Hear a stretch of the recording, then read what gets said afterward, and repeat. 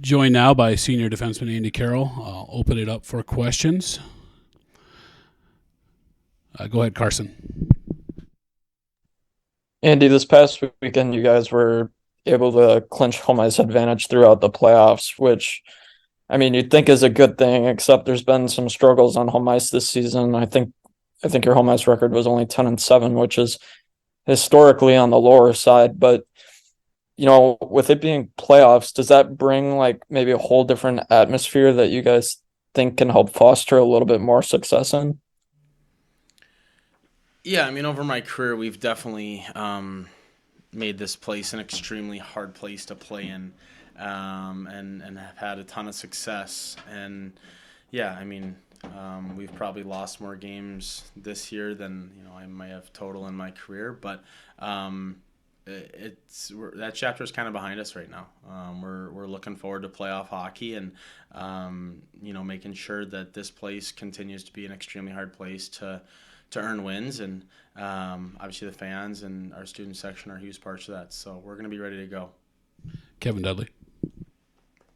Andy, now you've had some time to compartmentalize it and process it after a crazy win Saturday night, 6 straight McNaughton Cups now for this program. You've been a part of 5 of them. I know it. I think sometimes you guys make it look easy, but just how impressed are you with that accomplishment and what this program has been able to do over that time frame? Yeah, like you said, 5 straight, 6 straight for the program. Just speaks testaments to truly the culture here at MSU, and not taking too many steps ahead. Trying to stay in the present. Truly, what's an important now mentality, and I think it's a big testament to this team, to teams before. Truly unprecedented territory we're in right now. But yeah, I'm 2 for 4 in my career with postseason championships. One of those, obviously, my sophomore year when it got canceled. So gonna make a big push for 3 and just continue moving on here. Tim. I was wondering if you could talk to me about the mindset of that power play with a minute and change to go on Saturday night. You had a pretty well-constructed play. Can you take us through it and also your mindset going into it?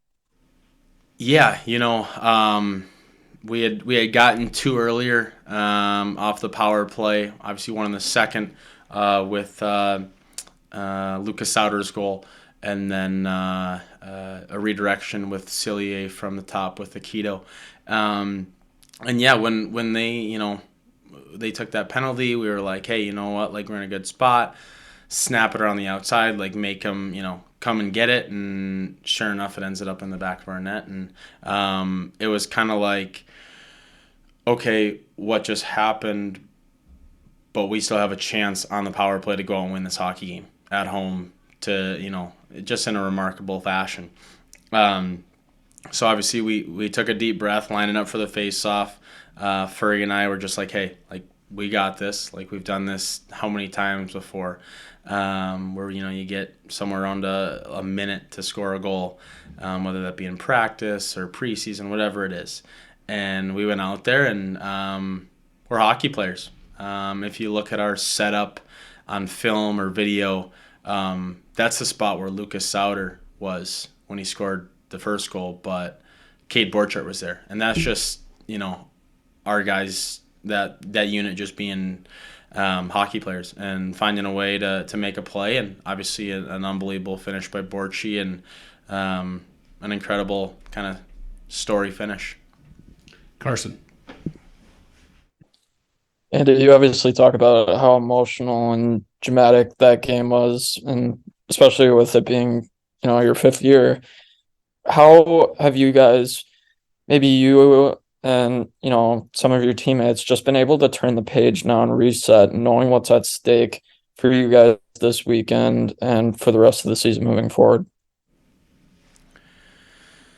I think we're all very aware of where we stand in the nation right now, but we're not looking at it as hey, this is a ton of pressure. This is an unbelievable opportunity for our program to earn our way in, which we haven't had to do very often, and to win 4 games. We've done it plenty of times this year, and yeah, we're we've got some younger guys on our team who have had playoff experience in juniors, but we've got a lot of guys who have played on our back-to-back Frozen Four teams, and truly played in big games where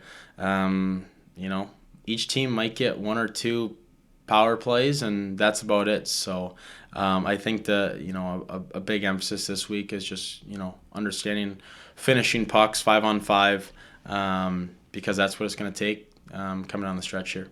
Kevin. You kind of referenced this, Andy, but they're just, now that you're at this time of the season where it's, one and done. I mean, a loss can end your season. There's a lot of guys on this team that have had a lot of success in those situations the last 2 years and have won a lot of big games, close games, blowouts, come from behind wins, in all different kind of games and those type of situations. Do you feel like that experience will breed confidence over the next month plus here? Yeah, exactly. Just like I was saying earlier, right? Like we have a lot of guys on our team, both up front, back end, obviously backup goalies, who have been in those games and been a part of those games and understand what the bench feels like, what the locker room feels like, just even our pregame skates, just everything. I don't want to say it's different, but there's just a little heightened sense of hey, it's one and done, and whatever you need to do to prepare for that game.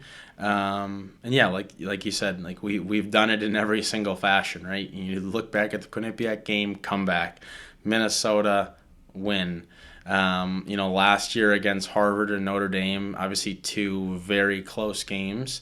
And yeah, so we've definitely had our mix, both in the positive and negative, when it comes to those win or go home type games. But I feel like we're really well versed right now in what it's going to take, and a true buy-in from every guy in that locker room to make sure that come this weekend we're ready to win. Kevin, you got a follow-up? There's a lot of talk right now about the conference playoffs and these series this weekend, how close, it could be, how many might go to the 3 games. You've been around the league a long time. Do you think that this year it's as competitive as you've ever seen it?